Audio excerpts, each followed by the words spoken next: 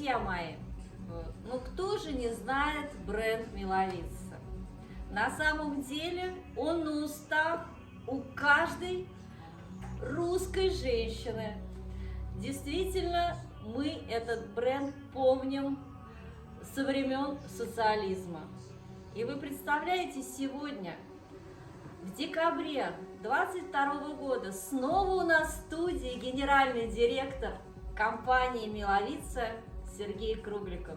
Сережа, рады мы тебя видеть. Очень приятно увидеть. Да, и ты знаешь, в 2021 году ты делал небольшие прогнозы на 2022, мы их будем сравнивать позже. Но хотелось бы узнать вообще про вообще реальную ситуацию, как вообще вы прожили этот 22 год. Ну, если говорить экономический, год для нас прошел достаточно неплохо. То есть, несмотря на то, что потребительская способность населения упала, то есть за счет роста цены и повышения маржинальности, по экономике мы прошли хорошо. То есть в рублях у нас прошел прирост примерно там 10-15% к прошлому году, поэтому в целом мы довольны. Это серьезные показатели. Даже сегодня я могу сказать, такие бренды, как Chanel, Dior, Louis Vuitton не могут похвастаться. Ну, зато все российские компании типа Encanto, Palmetto и Милавица чувствуют себя прекрасно. Поэтому надо прекращать покупать Chanel, Dior и переходить на Милавицу. Сергей, слушай, скажи, пожалуйста, вот говорили очень много о том, что идет резкая смена персонала, то есть все компании сегодня именно меняют структуру своего персонала в компаниях. Как у вас происходит? Мы персонал вообще практически не трогали. Не трогали. То есть ваш персонал идет с вами в ногу в этом году? Ну, у нас типовая ротация, то есть там 15% может быть продавцов меняется за год. Понятно. То есть очень многие продавцы работают уже 7-8 лет. Сколько сегодня магазинов у вас в России? Собственная розница у нас примерно около 50 магазинов составляет, и партнерская на том же уровне, как и последних 2 года, около 400 магазинов. 400 магазинов, это серьезная цифра на самом деле.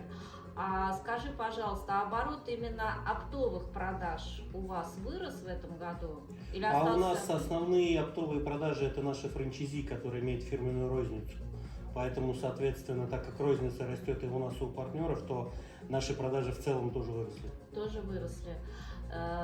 Слушай, скажи, пожалуйста, а зарплаты в компании у вас выросли? Ну, только на уровне индексации, на уровне инфляции. На уровне индексации. То есть, в принципе, прибыль, которую вы получаете, как она распределяется в компании?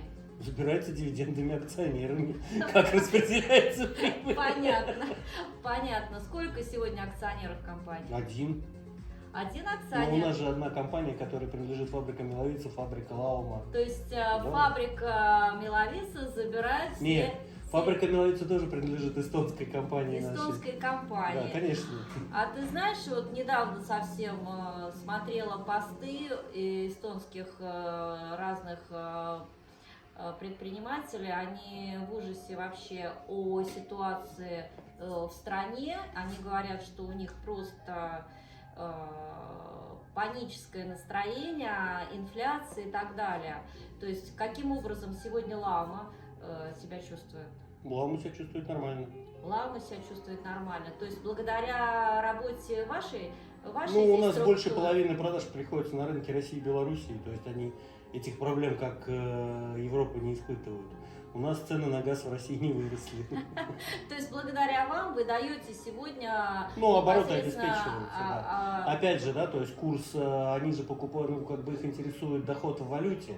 То есть у нас рубль укрепился существенно, поэтому те же самые продажи в рублях, которые были там 2 года назад, в валюте у них абсолютно другая доходность. То есть сегодня, на сегодняшний момент, если в рублях вы увеличили, то в валюте мы увеличили еще больше. Увеличили еще больше. То есть, в принципе, на самом деле сегодня основные акционеры... При текущем курсе вообще российский рынок очень интересен для Европы, если бы не проблемы с логистикой и с отношением ко всей ситуации, которая есть в Европе. О том, что многие там пытаются вводить запретительные санкции, относятся негативно к продажам. То есть пока к России спокойно относятся Италия и Франция. Франция в меньшей степени, я могу сказать, по своему опыту, все-таки больше к нам сегодня лояльны итальянские. Ну, итальянские партнеры. вообще ни одна марка не закрылась в России, вообще ни одна. Да. Не только Да. белевая, а в целом. Да. Сергей, ну а что вы скажете о ситуации на 23-й год? Какой ваш прогноз? Ну, мы всегда прогнозируем достаточно аккуратно, а потом наслаждаемся перевыполнением планов и более существенным приростом, чем планировали. Но вы вообще планируете еще расширять свою розницу? Да, или планирую. все-таки планируете, да? Сегодня какие регионы для вас являются перспективными в плане Ну, мы- именно развития? Но мы видим, то есть это те регионы, где у нас партнеры не идут в торговые центры. То есть вот эти регионы мы видим, что они перспективны для нашей собственной розницы. То есть если 4 года назад мы пошли в Тюмень, и у нас тюменские магазины сейчас приносят обороты на уровне московских, а до этого выручка там была достаточно слабая. Мы сейчас видим, что у нас достаточно слабо развит Санкт-Петербург, потому что магазины у нас там Да, представлены в основном в стритах, и мы не представлены ни в одном торговом центре качественно. Поэтому мы видим, что у нас основные перспективы развития, вот, наверное, в этом регионе. Хорошо, вот интересный момент такой, все-таки в России больше это торговые центры, ритейл, либо это ритейл, стрит-ритейл. То есть, Ну, в стрит-ритейлах у нас практически нигде продаж нету. Я думаю, что есть это отдельные сложный города. сегмент. Ну, для нас да, то есть есть отдельные города, где он развит исторически. То есть в Санкт-Петербурге, например, на том же Невском стрит-ритейл живет до сих пор. ну, То есть в Москве согласна. Тверская умерла там давным-давно. Поэтому сложно Ну, говорить. я могу сказать, что у такой компании, как Le Journal, Intime, Это например, другая специфика. они открыли на Тверской, и наоборот, у них один из самых таких прибыльных проектов. Ну, у них проект немножко в другом концепте развивается. Во-вторых, у них пока 3 магазина. Когда они откроют на Тверской 50 магазинов, посмотрим. Ну, у них, почему? У них не 3 магазина, у них тоже они и в регионы идут. И Нет, мы говорим про Москву. Про Москву, да. Но они сравнивают, например, стрит-ритейл и торговые центры. А где у них торговые центры? Ну, у них торговый центр, ну, сейчас не будем как бы в нашем интервью сегодня говорить об этом, просто у них есть 2 магазина в торговых центрах, хороших торговых центрах, и 1 на Тверской. Вот на Тверской у них как бы работает лучше всего. Ну, у них же еще на этой самой, на Никольской есть, по-моему. Нет, они его закрыли, переехали А, как раз просто на они перевезли Тверскую. его туда, да? Да, Мгм. да. Ну, они фактически перевезли туда весь свой трафик, потому что он рядом. Но у них-то, И чуть-чуть извините, и расширились. ассортимент и так далее, у них более узкий, чем у вас, понятное дело. То есть вы охватываете практически все слои населения, то есть к вам может прийти молодая девушка и женщина Ну, они среднего концептуально возраста. другие. То есть у нас есть партнеры, которые говорят, мы хотим работать с журналом. Да, Мы говорим, да. работаете.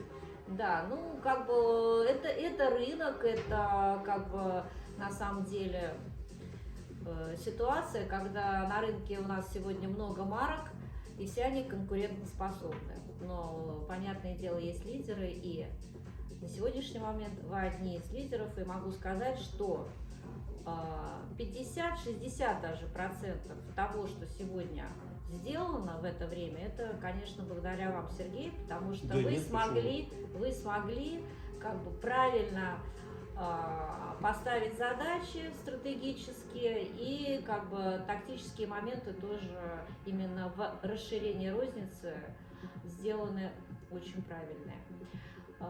Время покажет. Нет, Правильно. пока время показывает именно это. Пока результаты, которые Потому показывает что- компания, показывают, что собственная розница оказалась решением абсолютно логичным и Да. абсолютно правильным. Да, потому что мы помним, когда было несколько дистрибьюторов, когда... Нет, дистрибьюторы и сейчас остались, то есть они Сколько также осталось дистрибьюторов? больше, чем было. То есть потому что мы фактически как бы за каждым партнером все регионы, которые были, они остались. А я не понимаю, если у вас такое количество магазинов, если у вас такое количество франчайзеров, зачем вам еще дистрибьютор? Кому они А продают? дистрибьюторы это есть франчайзы в первую очередь. Это Ну, конечно. франчайзи? А это то же самое, то есть они контролируют свои регионы своими собственными розничными магазинами и оптовой торговлей на эту же территорию. То есть они все равно, Да. они и в розницу продают, и оптом. Ну, в мелкие, Всё равно- города, в мелкие города, в мелкие какие-то города. еще что-то по своей территории, им удобнее продавать со своего Понятно. склада. Поэтому Понятно. тут и разницы этой никогда и не было. То есть в большей части дистрибьюторы и франчайзи пересекались. А в Сочи у вас есть магазин? Свой собственный, два. Два собственных торговых центрах. Да, конечно. Так, также всем рекомендуем зайти в магазины Милавица в Сочи, потому что сейчас у нас наступает такой туристический сезон для этого города. Мы открылись в Моремоле, а недавно мы открылись в Сан-Сити. И что самое интересное, что именно в этих городах нижнее белье продается почему так хорошо? Потому что его очень легко положить в свой чемоданчик и увезти в свой родной город после приятного путешествия. Сергей, спасибо за вам интересный спасибо. рассказ. Очень надеемся на то, что в 2023 году Еще раз увидимся. вы еще увеличите свои продажи и подробно о развитии компании Милавица читайте на страницах журнала Lingerie. Всем пока! Спасибо.